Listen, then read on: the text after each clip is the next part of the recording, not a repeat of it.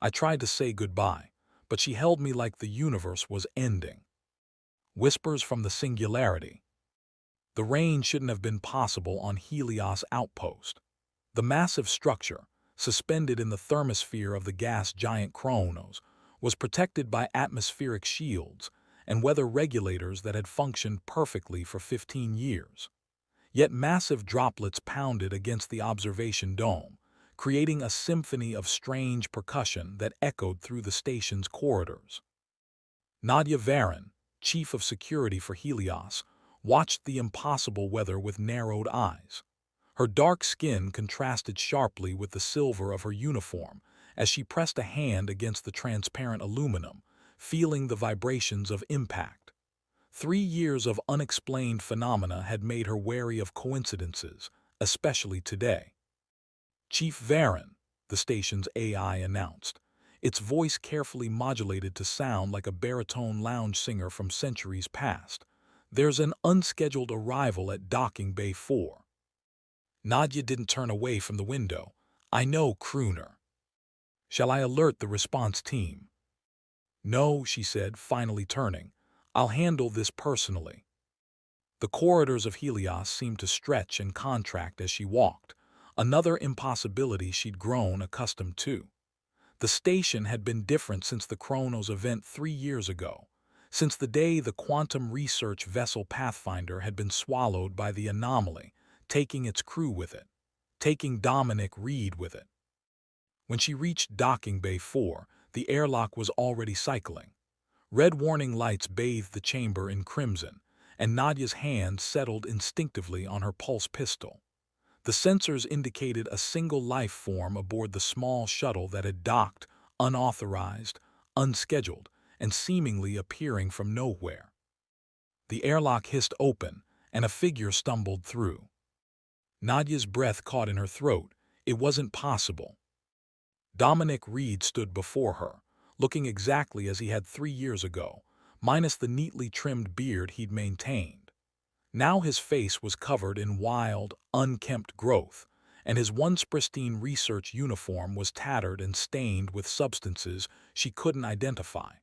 His eyes, though, they were the same impossible violet that had haunted her dreams since his disappearance. Nadia, he said, voice rough like sandpaper against stone, I made it back. She didn't move, couldn't move. 3 years of grief crashed against 3 seconds of impossible joy, creating a paralysis that kept her rooted in place. Dominic took a hesitant step forward. I know it's been a while, he said with a weak attempt at his old smile. Did you miss me? Something snapped inside her. 3 paces and she was standing before him, close enough to smell the strange ozone scent that clung to him. Without a word, she drew back her arm and punched him squarely in the shoulder, hard enough to make him stagger. 3 years, she hissed, accent thickening with emotion. 3 years, Dominic, we had a memorial service. Your sister came from Earth, and you just walked back in. He rubbed his shoulder, wincing. In my defense, I tried to come back sooner. Turns out navigating quantum singularities is tricky business. This isn't a joke. No, he agreed, his smile fading. It's not, but sometimes humor is all I have left to hold on to. Something in his voice, a fragility she'd never associated with the brilliant, confident physicist, made her anger falter. She looked more closely at him, noticing the fine tremor in his hands, the hollow look behind his eyes. What happened to you out there? She asked, voice softening despite herself. Before he could answer, the lights in the docking bay flickered. A low hum, almost below the threshold of hearing, vibrated through the metal floor. Dominic's eyes widened, and for an instant Nadia could have sworn they changed, becoming darker, deeper, like wells into nothingness. It followed me, he whispered. The security alert klaxon began to wail. Crooner's voice came over the comms, but it sounded distorted, stretched somehow. Chief Varin, quantum fluctuations detected in Docking Bay 4. Recommend immediate evacuation and quarantine protocols. Override, Nadia barked. Lock down Docking Bay 4 but maintain life support. No one enters or leaves without my authorization. She grabbed Dominic's arm, steadying him as he swayed. What followed you, Dom? What came back with you? Me, he said, eyes clearing. But not me, it's difficult to explain. When the Pathfinder crossed the event horizon, something happened. I was split, fragmented across quantum states. The humming grew louder. Equipment around the bay began to vibrate, tools rising from surfaces as localized gravity fluctuated. We need to get you to medical, Nadia decided, pulling him toward the secondary exit. Dr. Akafer needs to examine you. No, Dominic pulled back with surprising strength. No scans, not yet. It reacts to probes, to attempts to measure it. Basic quantum mechanics observation changes the outcome. Nadia hesitated, torn between protocol and trust. Trust won out. It always had with Dominic. My quarters then, she said. They're in the secure section. If something's happening, we can contain it better there. The journey through Helios was tense. Twice, they had to stop as Dominic doubled over, clutching his head while nearby electronics malfunctioned. Crew members gave them a wide berth, word of the unscheduled arrival already spreading through the station's efficient rumor network. When they finally reached her quarters, Nadia keyed in her security code and ushered Dominic inside. The door sealed behind them with a reassuring hiss. Her living space was Spartan but comfortable, standard-issue furniture with a few personal touches. A holograph of her family back on Europa, a vintage paper book collection, a half-finished model of the Pathfinder that she'd never had the heart to complete. Dominic noticed it immediately. You kept working on it. I never finished it, she corrected, guiding him to sit on the couch. There didn't seem to be a point. He reached out toward the model, then withdrew his hand as if afraid to touch it. I'm sorry, Nadia. For what it's worth, subjectively, it's only been about 3 weeks for me. 3 weeks, she stared at him. Where were you? Everywhere, nowhere. He ran a hand through his tangled hair. Time doesn't flow right in there. It pools, eddies, sometimes runs backward. I saw things, Nadia, possibilities, versions of reality stacked like pages in a book. The lights in her quarters dimmed, then brightened. On her desk, the holograph of her family flickered, the images distorting for a moment before settling back to normal. And something in there saw you, she guessed. Dominic nodded. It's called an echo, not alive, not in any way we understand, more like an impression left on reality itself. When I was fragmented, parts of my consciousness separated. Most came back with me, but some stayed behind, learned, evolved. And now it's here. It wasn't a question. It wants to be whole again, he said. It wants to be me. Nadia moved to sit beside him. Can we stop it? I don't know. For the first time, real fear showed in his expression. But there's more, Nadia. The echo, it's not just coming for me. It's coming for you too. Me, why? Dominic looked away. Because you're the reason I found my way back. In every quantum state, across every possible reality, you were the constant, the fixed point I navigated by. The humming returned, louder this time. The lights flickered more violently, and the temperature in the room dropped several degrees. Nadia's breath fogged in the suddenly frigid air. It's here, Dominic whispered. In the corner of the room, the air seemed to fold in on itself, creating a distortion that hurt to look at directly. Slowly, a figure formed, humanoid but wrong somehow, as if assembled by someone who had only a theoretical understanding of human anatomy. It had Dominic's face, but the eyes were solid black, reflecting light like polished obsidian. Found you, it said, voice a perfect mimicry of Dominic's but layered with something else, something that made Nadia's teeth ache. Found us. Dominic stood, placing himself between Nadia and the echo. You can't have this, he said. You can't have her. The echo tilted its head at an impossible angle. We are incomplete. We must become whole. I am whole, Dominic insisted. I don't need what you became. The Echo's expression didn't change, but the air around it rippled with distortion. The singularity expands. It hungers. It will consume this place as it consumed the Pathfinder. Nadia stepped forward, standing shoulder to shoulder with Dominic. Not if we stop it first. You cannot stop what has already begun, the Echo said. Then it smiled, a terrible, too-wide expression that stretched beyond the confines of its face.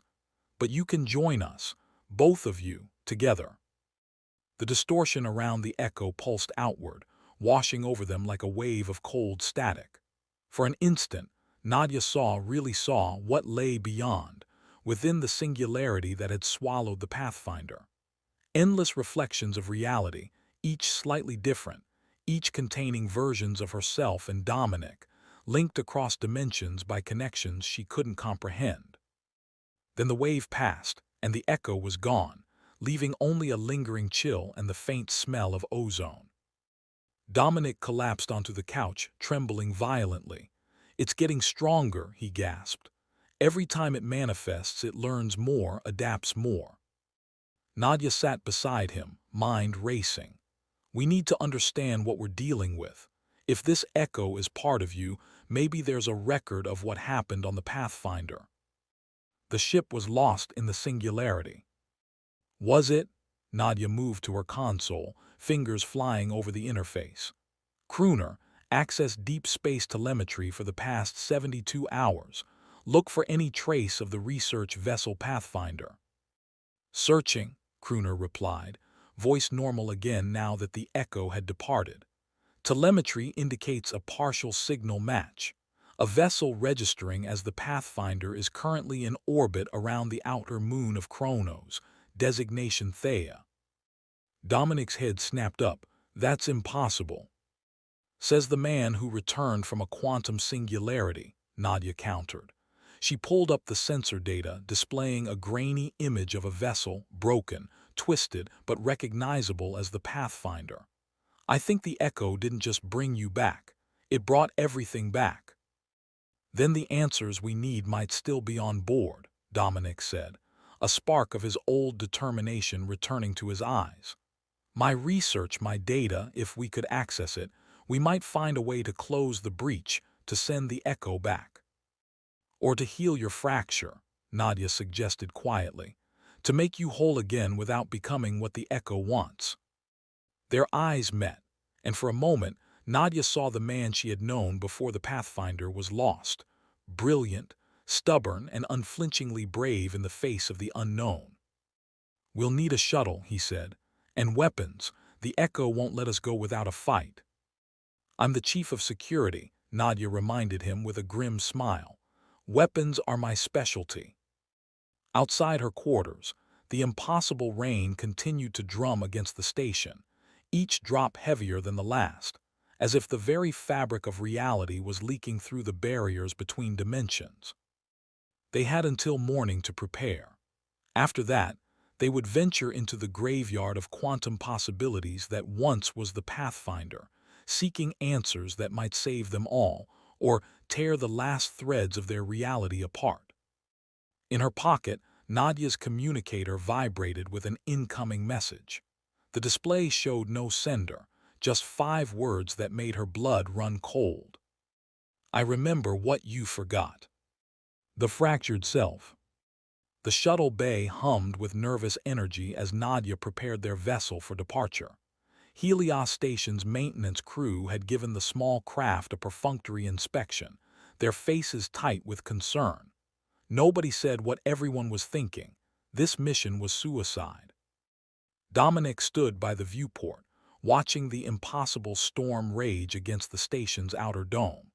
His reflection showed a man barely recognizable from the brilliant physicist who had vanished 3 years ago. The beard was gone now. Nadia had insisted he shave before they left, but the haunted look in his violet eyes remained.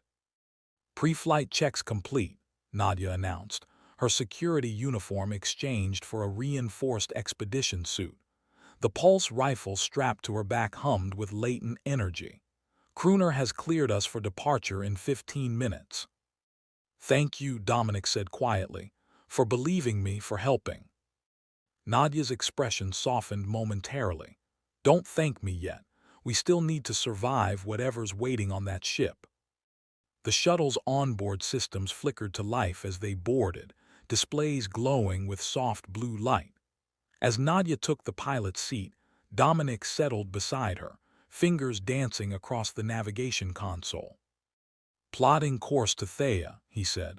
The Pathfinder's orbit has decayed significantly.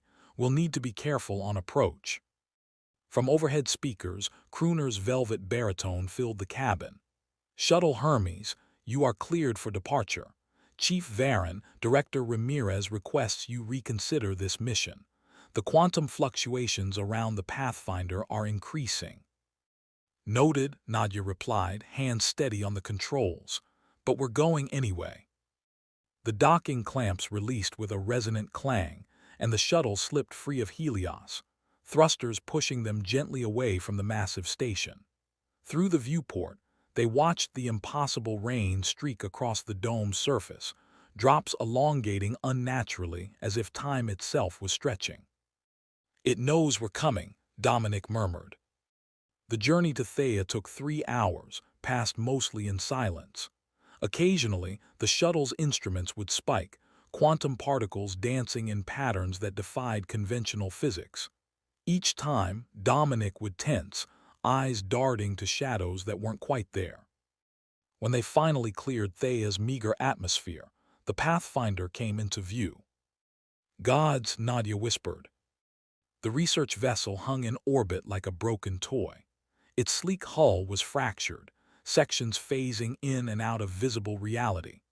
Around it swirled a nebula of quantum particles, shimmering with colors that had no names in human language. Most disturbing of all, parts of the ship appeared to be in multiple states simultaneously, both intact and destroyed, pressurized and exposed to vacuum, dark and illuminated. Schrödinger's ship, Dominic said with a humorless laugh, existing in all possible states until observed. Nadia guided their shuttle toward what had once been the main docking bay. As they approached, the quantum cloud parted, almost as if welcoming them. That's convenient, she said suspiciously. It wants us aboard, Dominic confirmed. The Echo is waiting. The docking procedure should have been impossible given the Pathfinder's condition, yet somehow the clamps engaged, the airlock cycled, and atmosphere readings came back as breathable, if unsettlingly fluctuating between different gas compositions. They armed themselves before disembarking, Nadia with her pulse rifle, Dominic with a quantum stabilizer he'd hastily constructed from station components. It resembled a bulky flashlight more than a weapon, but he insisted it might help against the Echo. Stay close, Nadia instructed as the airlock opened to reveal the Pathfinder's main corridor. And if anything feels wrong. Everything feels wrong, Dominic interrupted, but I know what you mean. The corridor stretched before them, lighting flickering between normal illumination and an eerie purple glow. The deck plates beneath their feet occasionally became transparent, showing other decks, other corridors, some empty, some containing shadowy figures that moved in unnatural ways. The research lab is 2 levels up, Dominic said. If any answers exist, they'll be there.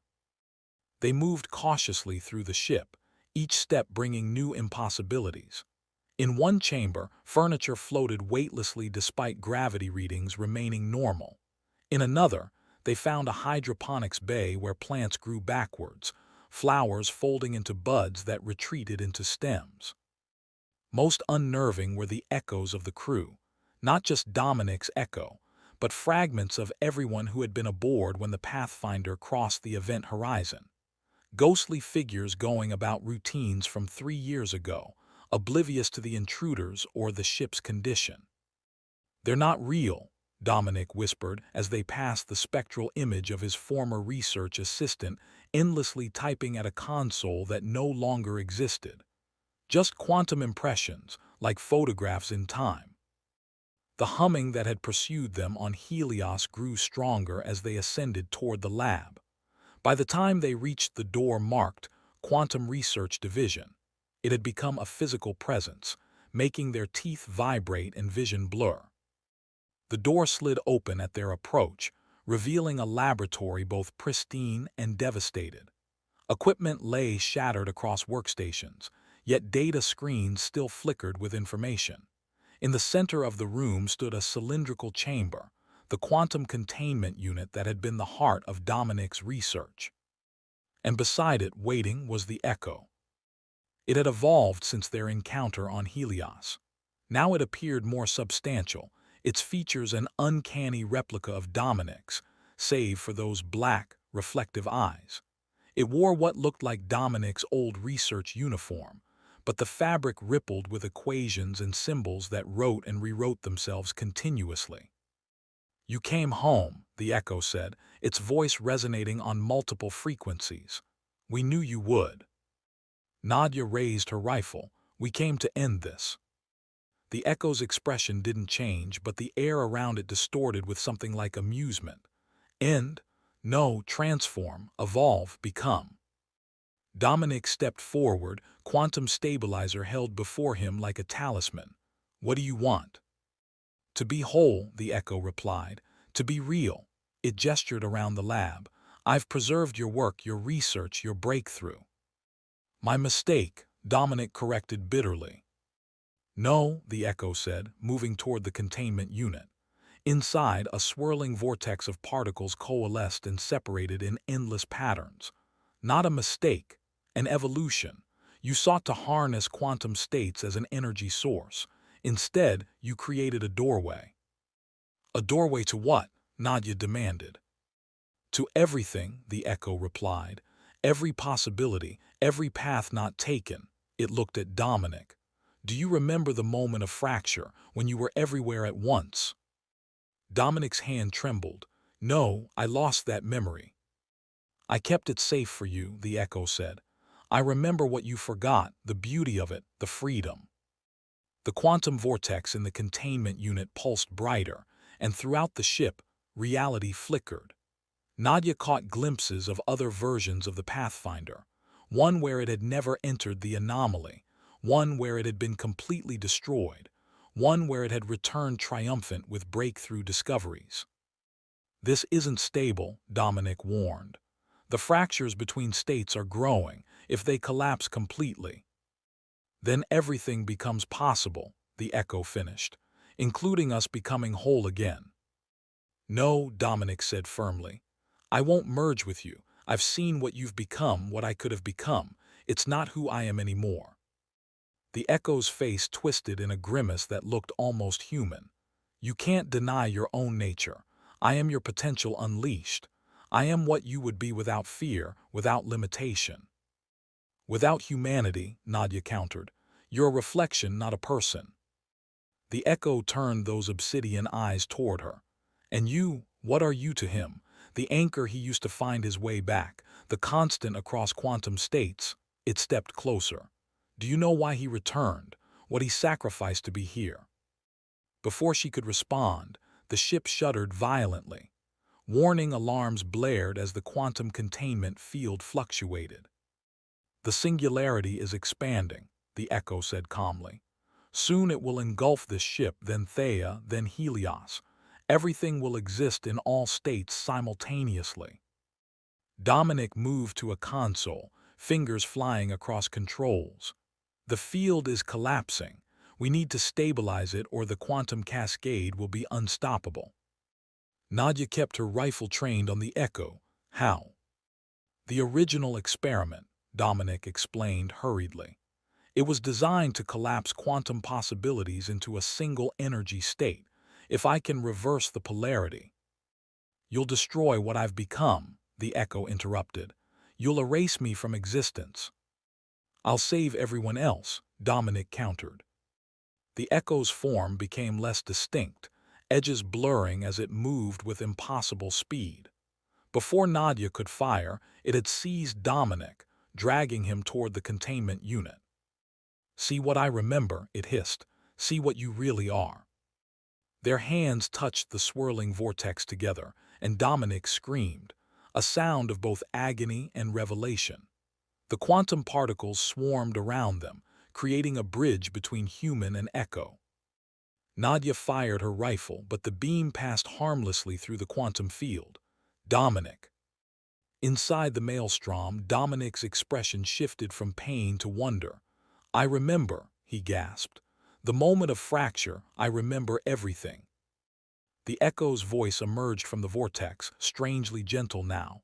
"Then you understand, we can't exist separately, not anymore." Nadia reached for Dominic, heedless of the danger. "Dom, don't listen. It's trying to consume you." His eyes found hers through the quantum storm. "It's not consuming me, Nadia. It's returning what I lost."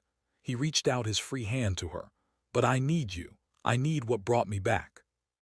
Understanding dawned. "Your anchor," she whispered. "My constant," he corrected.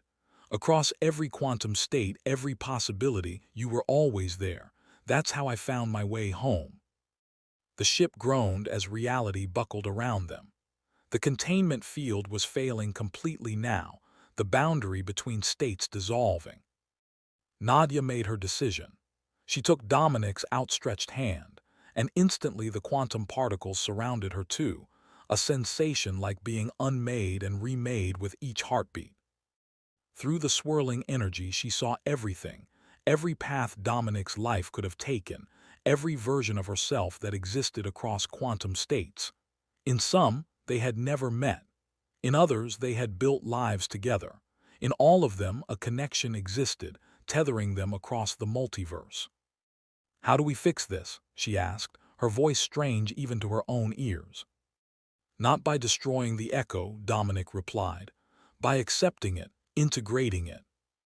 The echo's form had become nearly indistinguishable from Dominic's now, the boundaries between them blurring. "Not as separate entities," it said, "but as aspects of a whole."